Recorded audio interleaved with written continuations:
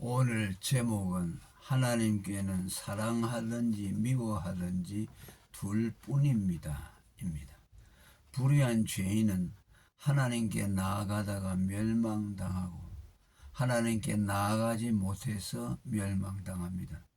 이것이 죄인의 딜레마입니다. 구약의 우사라는 사람은 성결을 받지 않고 하나님께 나아가다가 하나님의 거룩에 소멸되었습니다. 심지어 하나님을 대면하도록 허락받은 거룩한 대제사장까지도 성결의식 없이 지성소에 들어갔다가 죽어 나오는 일들이 있었습니다.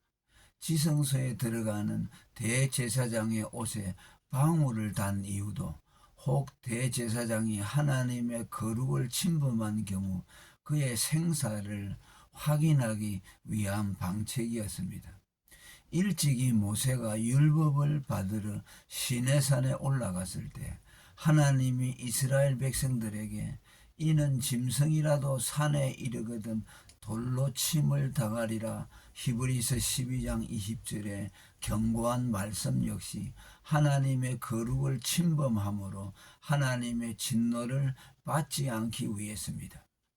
이 경우들은 모두 죄의 구속을 받지 못한 불의한 죄인이 종말 때 하나님의 심판에 쓰러질 진노를 예표합니다. 불의한 죄인이 거룩하신 하나님께 나아가게 되는 경우는 하나님의 심판을 받을 때뿐입니다. 그 전에 죄인이 하나님 앞에 나갈 일은 결코 없습니다.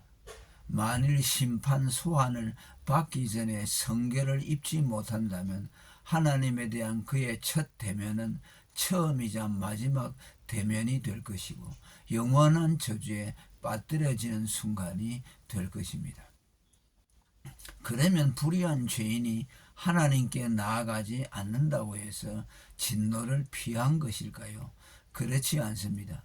하나님께 나아가지 않는 자체가 이미 하나님의 진노 아래 있음을 나타냅니다. 인간은 하나님과의 화목을 누리는 것이 구원이요 지복인데 그것을 누리지 못하니 그는 저주 아래 있는 자입니다. 성경에서 주의 얼굴을 보지 못한다는 말은 하나님의 진노 아래 있다는 뜻입니다. 영원한 형벌의 곳인 지옥은 하나님께로의 접근이 영원히 언급된 곳입니다. 데살로니가후서 1장 9절이 그것을 말씀합니다.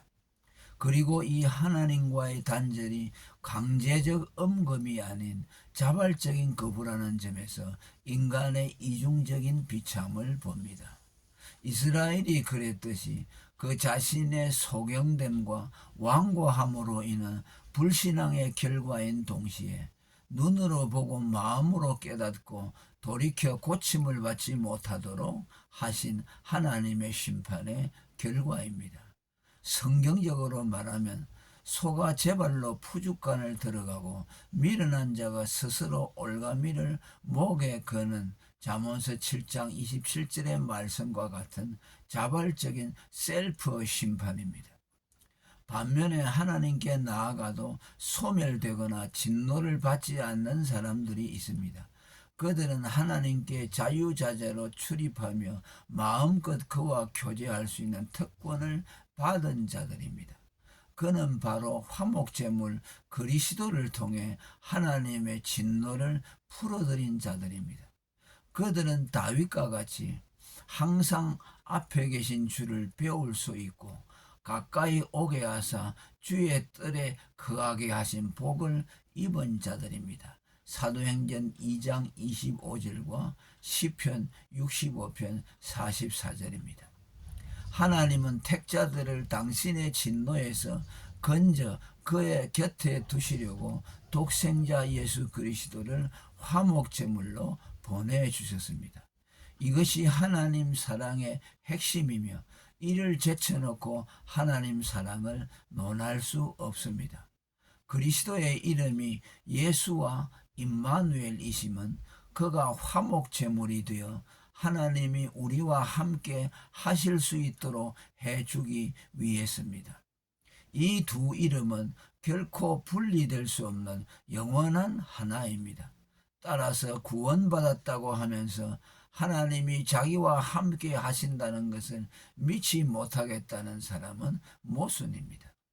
그리고 하나님은 자신의 진노와 화목의 속성을 통해 자신은 인간과 오직 두 종류의 관계만 맺으신다는 것을 보여주십니다. 곧 진노하는 원수 관계이든지 아니면 화목하여 사랑하는 관계이든지 일 뿐입니다. 인간 사이의 관계는 원수 같은 사이, 친한 사이, 약간 거리를 두고 싶은 사이, 대면대면하는 사이 등 다양한 형태들이 있지만 인간에 대한 하나님의 관계는 그렇지 않습니다. 하나님께는 미워하지도 사랑하지도 않는 어정쩡한 대상이 없으며 무덤덤하고 대면대면한 관계도 없습니다.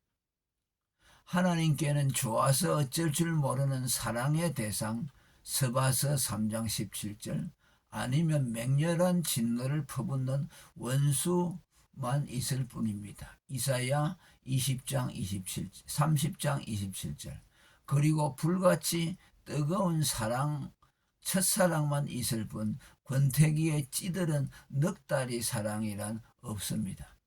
또한 그에게는 미워하되 철천지 원수 같은 미움만 있을 뿐 저주 없는 미움이란 없습니다. 인간에 대한 그의 구원과 유기의 작정도 사랑과 미움이 그 기초입니다.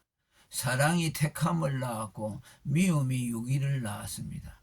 사랑도 미움도 아니고 선택과 유기도 아닌 중간은 없습니다. 이는 그가 야곱은 사랑하고 에서는 미워하신 사례를 통해 적나라하게 나타났습니다. 로마서 9장 13절 하나님이 야곱을 사랑하신 것은 그들이 선이나 악에 의해서가 아니라 대상에 대한 영원한 사랑과 미움에 의해 결정됐습니다. 인간의 운명은 오직 이 하나님의 사랑과 미움에 의해 결정됐습니다. 우리를 향한 그의 요구에서도 하나님의 양당 간의 속성이 또렷이 나타났습니다. 인간은 하나님을 미워하든지 사랑하든지 두 가지 마음만 가질 수 있을 뿐 중간은 없다고 말합니다. 출애굽기 20장 5절에서 6절 인간의 재물과 하나님과의 관계에 대해서도 한 사람이 두 주인을 섬길 수 없듯이 재물을 미워하고 하나님을 사랑하든지 아니면 하나님을 미워하고 재물을 사랑하든지 할 뿐이라고 마태복음 6장 24절에 말씀했습니다. 또한 그는 우리에게 그의 편이 되고 그의 적극적인 협력자가 될 것을 종용하며 그렇지 않으면 그를 회방하는 자라고 마태복음 12장 30절에 말씀합니다. 차지도 뜨겁지도 않은 라오디게아 교회를 향해 토하여 내치리라고 하신 것에서도 처음 사랑을 잃은 에베소 교회를 향해 처음 행위를 회복하지 않으면 촛대를 옮긴다고 하신 것에서도 뚜렷한 양당 간의 하나님의 성품이 엿보입니다. 그리고 확연히 대비되는 하나님의 미움과 사랑의 두 속성은 하나님의 공의와 사랑의 두 속성에서 비롯되었습니다. 불의를 미워하는 그의 공의가 악인을 철전지 원수로 대하게 하셨고 택자에 대한 그의 뜨거운 사랑이 독생자를 내어 주시기까지 사랑하게 하셨습니다. 만일 하나님께 공의와 사랑의 성품이 없었다면 인간에 대한 불같은 사랑도 악인에 대한 맹렬한 저주도 없었을 것이며 아들을 십자가에 내어주실 일도 없었을 것입니다. 아들을 십자가에 내어주심은 하나님의 공의와 사랑이 복합되어 나타난 결과물입니다.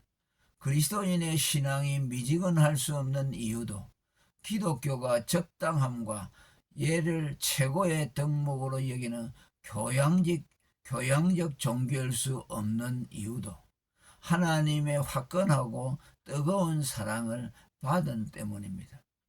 또한 그리스도인이 되면 막무가내의 남녀의 첫사랑처럼 하나님을 향해 물불을 안 가리게 되는 것도 그가 받은 뜨거운 십자가의 사랑 때문입니다. 할렐루야.